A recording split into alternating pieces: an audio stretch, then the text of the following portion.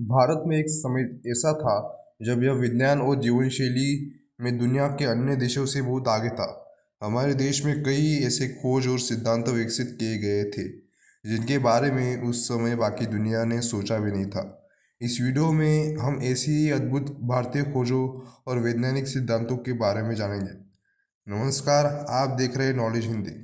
John Dalton ने 1808 में एक सिद्धांत प्रकाशित किया जिसमें उन्होंने कहा कि सभी पदार्थ परमाणुओं से बने होते हैं। लेकिन क्या आप जानते हैं यह कि ये विचार डाल्टन से 2400 साल पहले भारत में महर्षि कणाद द्वारा किया गया था।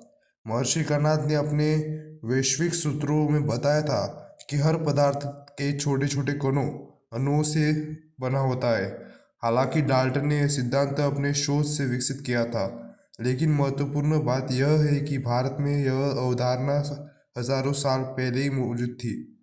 इसी तरह गुरुत्वाकर्षण के बारे में भी भारतीय वैज्ञानिकों को बहुत पहले से ही विचार किया था। न्यूटन से करीब 1000 साल पहले महान गणितज्ञ वराहमिहिर ने 490 550 85 ईस्वी सन पूर्वी ने यह बताया था कि ग्रहों के बीच एक आकर्षण शक्ति होती है जो उन्हें संतुलित रखती है। लेकिन न्यूटन का गुरुत्वाकर्षण सिद्धांत अधिक प्रसिद्ध हुआ क्योंकि उन्होंने इसकी व्याख्या की और बताया कि यह ताकत सभी वस्तुओं पर समान रूप से काम करती है।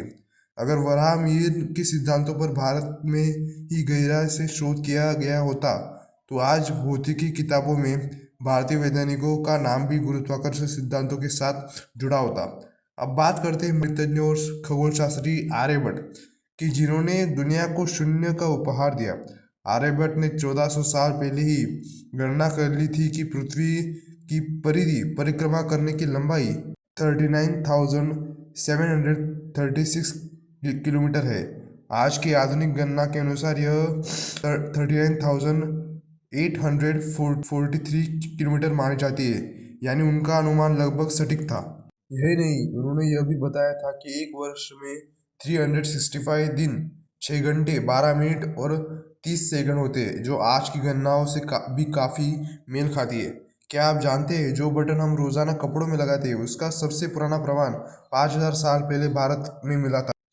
2860 ईसा बटन का उपयोग करते थे। हालांकि तब ऐसे फैशन के लिए पहना जाता था, न की शर्ट बांधने के लिए। इसी तरह आधुनिक फ्लैश टॉयलेट की सबसे पुरानी खोज भी भारत में हुई थी। हड़प्पा सभ्यता के लोग इतने विकसित थे कि उन्होंने ऐसे टॉयलेट बनाए थे जिसमें पानी के बहाव की उचित व्यवस्था थी।